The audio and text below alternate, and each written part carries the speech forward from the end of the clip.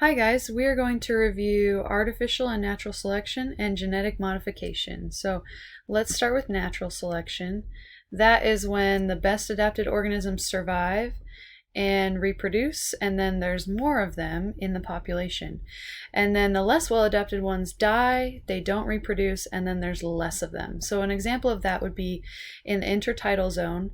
The tide comes in and then everything's covered in water, and then the tide goes out and everything dries out, and it's always like getting covered with water and then drying out because the tide goes in and out. So in the tidal zone, animals need to be able to survive being covered in water for a while and then drying out for a couple hours as well. So on here I have a picture of some starfish. You can see that they're kind of in the water, but they're also kind of drying out a little bit, like part of them is dry.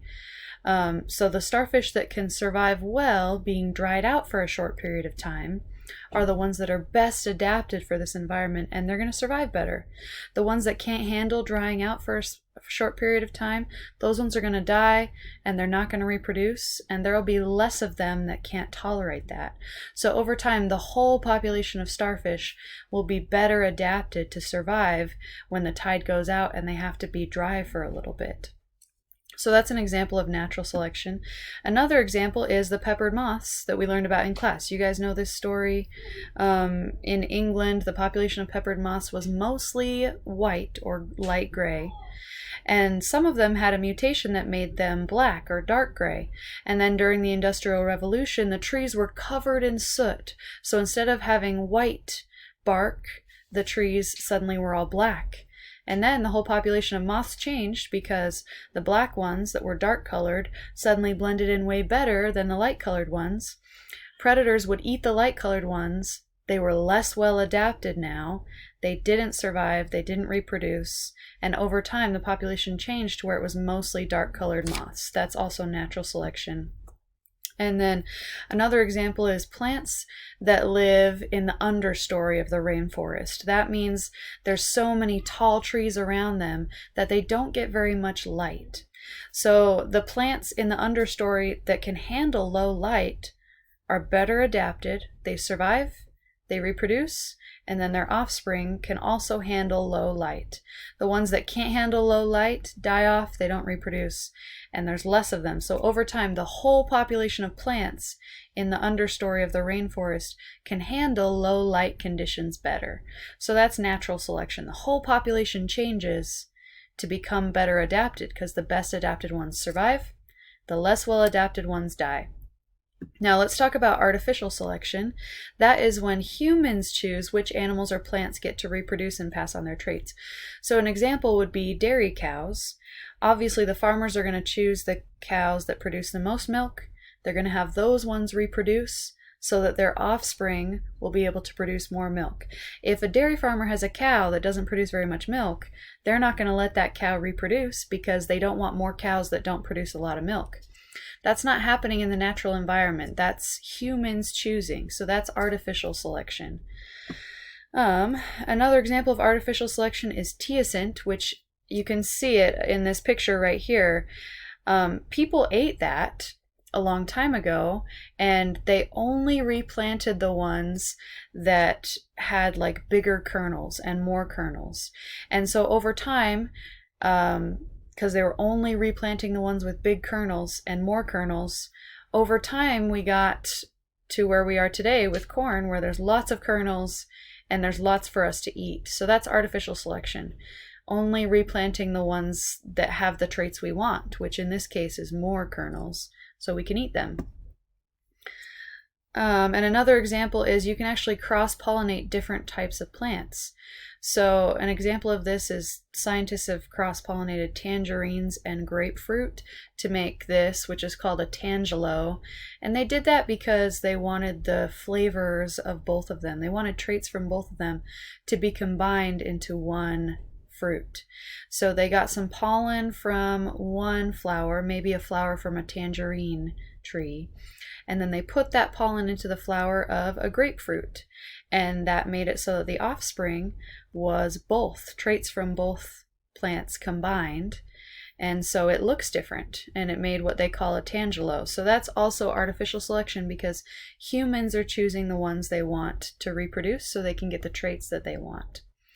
Another one that is humans deciding is genetic modification, but this one is more complicated because instead of just choosing which plants or animals they want to reproduce, they actually cut a gene out of one thing and put it into the DNA of another thing. So here is a picture. This picture looks complicated, but it's actually simpler than it looks. Here you can see a human cell.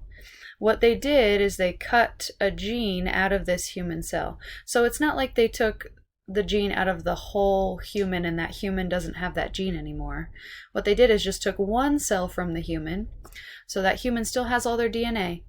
They just took one cell from them and then took the gene for human growth hormone out of that cell.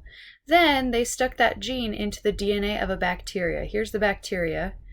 And then they stuck the gene for human growth hormone into the bacteria's DNA. Then they stuck this new DNA that's got an extra piece, an extra gene in it. They stuck that into the bacteria. Well, then the bacteria started producing human growth hormone. The reason that is useful is because people can use human growth hormone to help heal wounds and really bad burns and stuff. But it's hard to get human growth hormone unless you get some from a dead person, because you have to get it from a pituitary gland, which is a gland up here in your brain that's really important. So you can't get it from living people.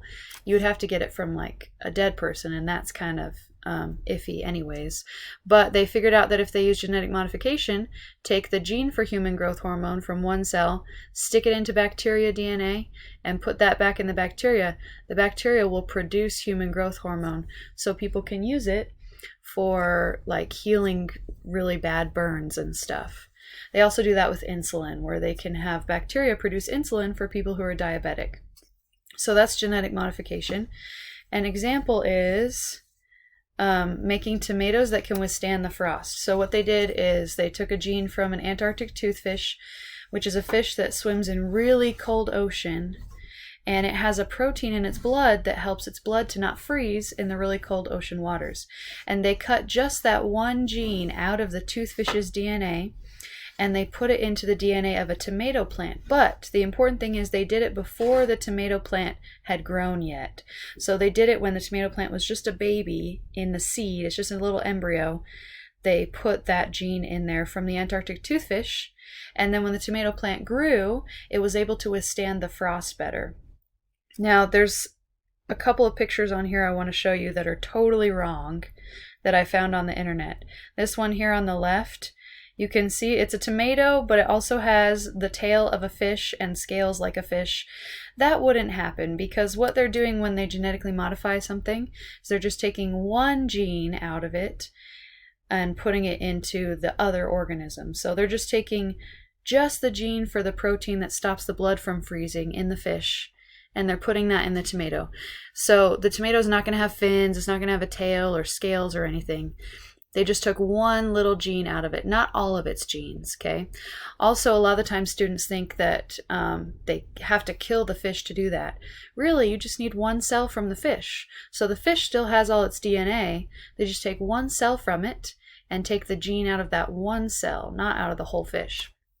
Another picture that's wrong that I found is this one here.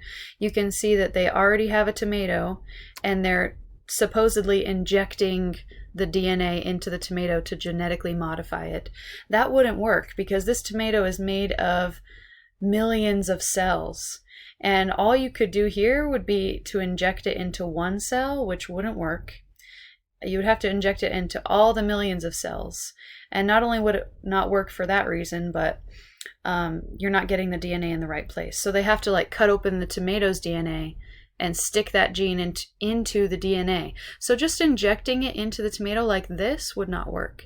They have to do it when it's just a little baby embryo, and then after it grows, after they've genetically modified it and it grows, then all of its millions of cells will have that gene. So genetic modification, it can't change it when it's already grown up and become an adult. Same with artificial selection back here. Artificial selection doesn't work on something that has already grown. It has to be you do it before it's grown. So like in this case, they cross-pollinated tangerines and grapefruits when they were flowers. They cross-pollinated them before it grew into a tree. And then when it did become a tree, it had the traits of both things. So hopefully that was helpful, and good luck on the test.